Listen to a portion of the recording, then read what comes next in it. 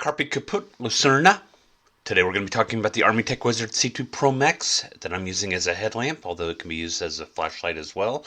And I use it primarily for the purposes of navigation, carcass recovery, necropsy, finding gear in the truck, and for photography. I'm not going to do an unboxing, but this is everything that comes in the box.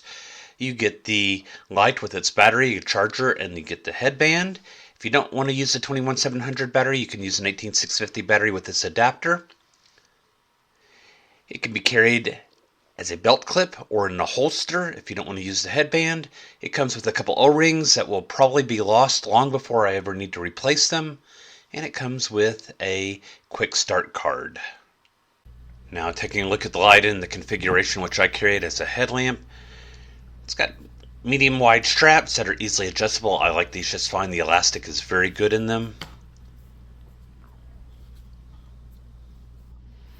Now the charging of the light is done through the magnetic charging base. You can also use this to attach the light to things such as your truck. The base rotates in order to power on the light, but to actually turn on the light you use the power switch button, and it has a little blinky light inside of it to let you know where it is. Now this is a shorter range floodlight or a work light. This isn't your longer range type of searchlight, but it will cover a large area with a very bright light. Dismounting the light from the headband.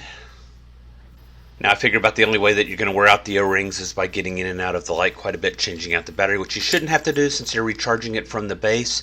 It's a nice 21700 battery with 5000 milliamp hours on it.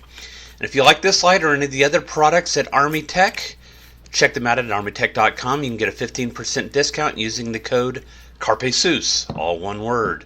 I don't get any of that, but I do get the light.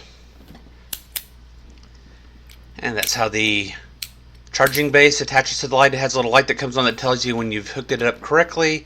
I'm not going to demonstrate that.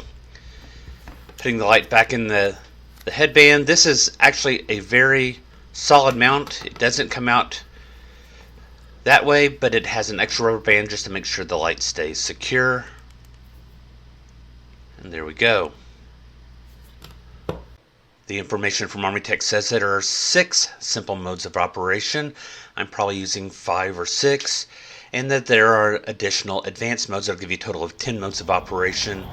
Like I said, I'm using about 5 or 6. Part of the reason for that is that I have trouble getting in and out of some of the modes because everything is done from one button, and it's all on how you press the button to get access to these modes. Now the Firefly modes, there's the lowest level, which is 0.6 lumens, and then one that's slightly brighter that it's barely enough to use for navigation purposes. I use these for looking for things in the truck for the most part when I'm trying to be clandestine.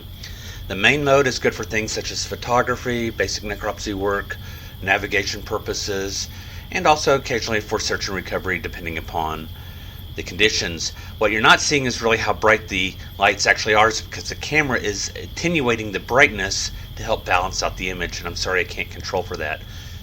Turbo actually has 2 modes. These are very bright and I use them primarily for searching.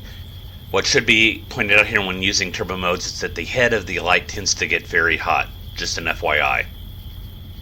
And lastly, there are 3 strobe modes. I'm going to demonstrate 2 out of the 3 simply because I did not get into the last one.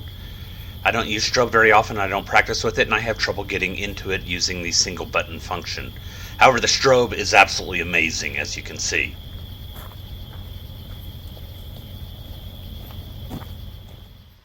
I mentioned earlier about the little blinky light. This is the headlamp on the dash of my truck, inside the truck, so you can see the blinky light coming on. That indicates that the battery cap is turned such that the light can be activated by hitting the blinky button and turning on the light. I don't like the blinky light. I don't like signaling where I am. I don't think it's actually very much of an issue. However, I don't think the hogs will notice it. I just don't like it. I don't usually bother with recording my searches, but here I'm looking for a hog and I'm using the main 3 mode. That's because this environment is fairly cluttered. There's a lot of things reflecting light back at me, and using turbo mode would result in me being blinded. So you pick the light setting that best fits your circumstances, and there's the hog. As the review is coming to a close, let me say I do like this light, but there are a few things that are not exactly perfect with it in my opinion, and I want to go over those first because they are the fewest. They put a lot of functions in the one button, and I have trouble getting between some of the modes sometimes, and I don't like that aspect of it. I don't like the blinky power light Like I said, it may not make any difference, but it bothers me. The advantages of the blinky light means that when it's turned on, it makes it a lot easier to find the light if you're looking for it in the dark, and it also means that other people can locate you if they need to see you, which is kind of nice in certain circumstances, but not for my circumstances. I'm not a fan of the two-step powering on sequence. You have to turn the base cap from the charge position to the run position, and then in order to turn the light, you then have to hit the button on the head of the light in order to activate the light. And invariably I have the base turned off when I need it turned on, and I have to stop and fix it, and so I don't like that aspect of it. And lastly, in turbo mode, the head gets way hot. Just a warning, it's still comfortable to wear on the head, but if you touch it with your hands, you will know it. With that in mind, there's a lot to like about this light. I like the uniform light. There's no hot spot or shadows within the light itself, and so everything under illumination is pretty uniformly illuminated. That makes for it being an excellent floodlight or work light for most circumstances. The light wears very comfortably on the head. I cannot stress this enough. This has been very comfortable. I have a big head and I wear lights for many hours at a time, and I like this light a lot in regards to its comfort. Now, the magnetic charging port or magnetic mount works very well. It works great for charging, and you can stick it on the side of your truck if you need to and illuminate your work area. It will hold itself up just fine, and so far I have not had the battery run out on me during the course of a hunt on any of the evenings in the last 2 months, and so I think it has a great run time. I do like this light. I hope y'all will consider it.